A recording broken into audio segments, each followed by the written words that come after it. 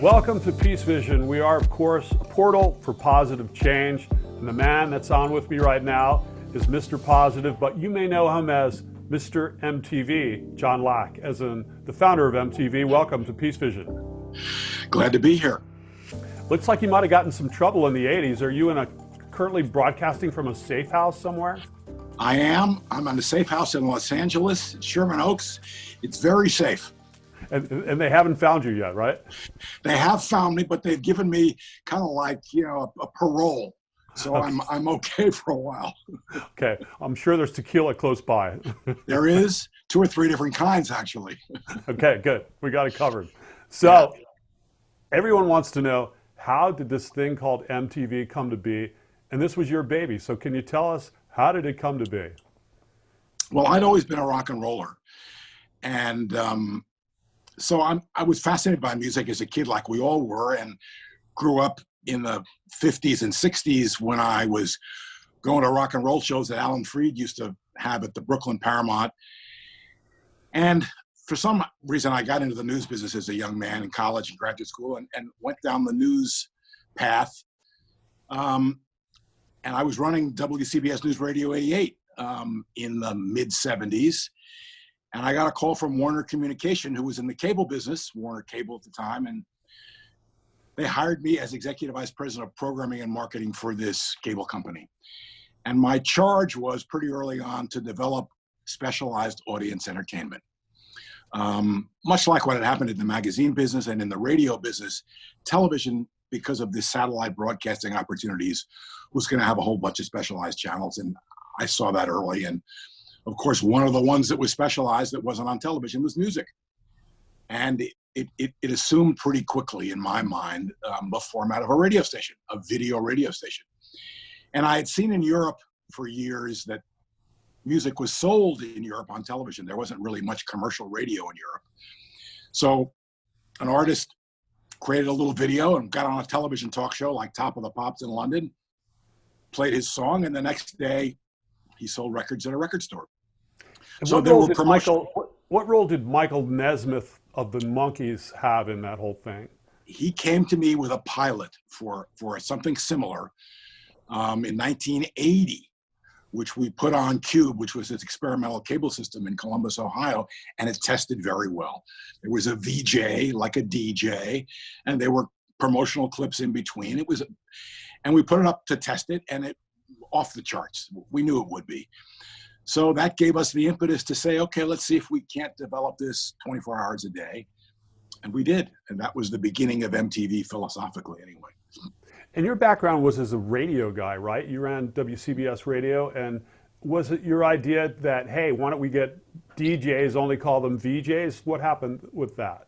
Yeah, correct. I mean, that's just what I said. What that little experimental thing that we did in Columbus was called Pop Clips, and was brought to me by Michael Nesmith and Jerry Perenchio, who then was running a big company with Norman Lear. And we took it and then made it, again, as we said, into MTV. But it was a video radio station, and was until the end, until it became, MTV became reality television for young people. But the video radio station format was key. But the most key part of it is the way radio got records. They were promotional. So if we could get videos from these music companies the way radio got records, we knew we had a business that had a fairly reasonable overhead. And that's why the success of MTV was such. There were no programming costs of any real consequence.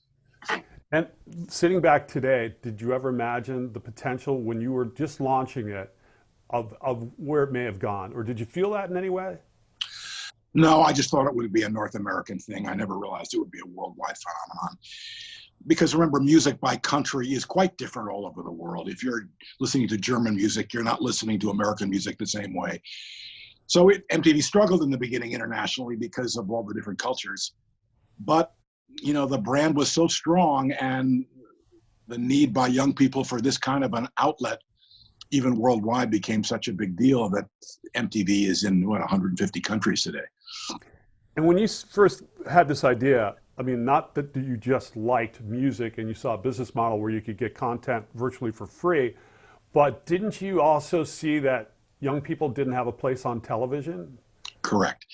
in the early 1980s and late 70s, the only music for teenagers and young people was kind of a late night show called Don Kirshner's rock concert, I think it was, and there were after school specials for teenagers on television. But no, there was certainly no channel that they could go to that was theirs.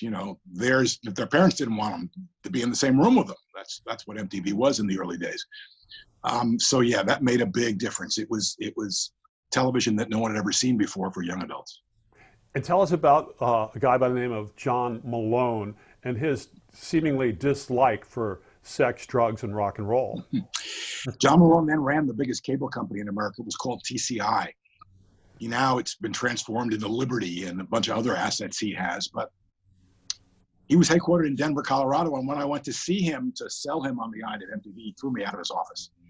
And just for those reasons, we're not airing sex, drugs, and rock and roll in Tupelo, Mississippi, or Fort Smith, Arkansas, Mr. Lack. So we're going to pass. And of course, I was devastated because they were the largest cable company, and I figured it's going to be difficult if I can't get the largest. Advertisers are going to shun me. But we that was the beginning of I Want My MTV, that consumer campaign with rock stars that we advertised in cable companies' communities, and of course the phone ran off the hook. These kids wanted it. And in a couple of weeks of us advertising in Denver, Colorado, he called Steve Ross, then the chairman of Warner, and said, "Okay, we'll pay you a couple of pennies." And that was the beginning of MTV's big distribution in America. Amazing story. There's also a guy by the name of the Mouth of the South. He also goes by the name of Ted Turner. Mm-hmm. What role did Ted play? Ted played a big role for us because Ted and I traded a transponder, which we had and he wanted. I think he eventually put headline news up on that transponder. And we needed Ted's CNN to couple with our MTV to sell advertising. We walked into advertisers with MTV before it started, and they kind of looked at us and said, "Yeah, well, when you have some ratings, call us back." And once we had the deal with Turner to sell his ads, we walked into an advertiser and said, "Hey, we're selling both. If you want one, you sort of got to take the other." And that made a big difference into our initial ad sales. Excellent. Excellent. Yeah. What's your proudest moment of all the things, and looking back over the years of all things that MTV has accomplished, what's the one thing you're the most proud of for what came out of that? I think the people we brought to the party and the culture we created that has gone on for those people into other businesses. Bob Pittman and John Sykes and Tom Freston and Les Garland all went on to big careers after MTV. Pittman runs Clear Channel. Freston has done a whole bunch of big things afterwards. Sykes too. It was the culture we created that we could do anything. You take a bunch of young people with big ideas and the ability to work 24 hours a day, and you can accomplish most things, and we did. And that culture remains, and that was the exciting part for me. And part of your culture, from what I know of you, is you have a saying I love, which is always listen to your own music. What does that mean, metaphorically?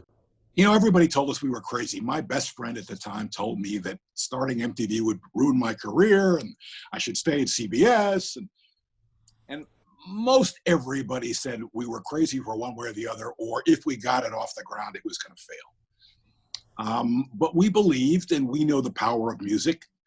And so we fought everybody and did things that most people wouldn't have done. And it worked, and to this day, the great entrepreneurs in our country, whether it be Elon Musk or John Malone back in the day, they all did things in contrarian fashions. And they all created cultures that last. I mean, how many people told Elon Musk, "You're not sending a rocket up and it's going to come down and land and you could use it again"? So it's those kinds of people. I don't quite put myself in Elon Musk's league, but it's those kind of people that is what America's great for. And it's that kind of stuff where you have to listen to your own music. I used to teach a course in media management at the New School in the 90s. And I ended every class by telling these kids, don't forget, listen to your own music. It's key. You do. We all do. The successful ones. Great advice. Great advice. John, thank you so much for being with us on our prosperity segment of PeaceVision today. And always listen to your own music, folks. Peace. Peace. Out.